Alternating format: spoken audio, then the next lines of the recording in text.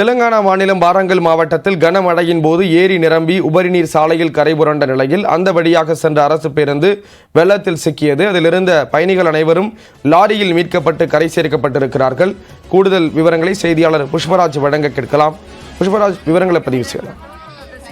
ஸ்ரீராம், நேற்று இரவு முதல் தெலுங்கானா மாநிலத்தில் மஹபூபாபாத், கம்மம், வரங்கல் ஆகிய மாவட்டங்களில் தொடர்ந்து கனமழை பெய்து வருகிறது.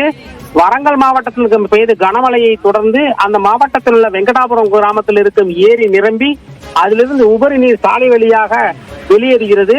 அந்த இடத்தில் போடப்பட்டுள்ள தரைப்பாலத்தின் மீது மழை வெள்ளம் ஆர்ப்பரித்து ஓடும் நிலையில் நேற்று இரவு 45 பயணிகளுடன் அரசு பேருந்து ஒன்று அந்த தரைப்பாலத்தை கடக்க முயன்றது.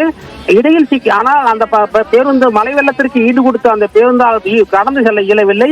எனவே மழை வெள்ளத்தில் சிக்கிக் கொண்ட அந்த பேருந்தில் 45 பயணிகளையும் விடிய அங்கேயே காத்திருந்தனர். இந்த நிலையில் அவர்கள் தங்களை கரை சேர்க்க வேண்டும் என்று பொதுமக்களுக்கும் அதிகாரிகளுக்கும் செல்போன் வீடியோக்கள் மூலம் தகவல் அனுப்பி கொண்டிருந்தனர்.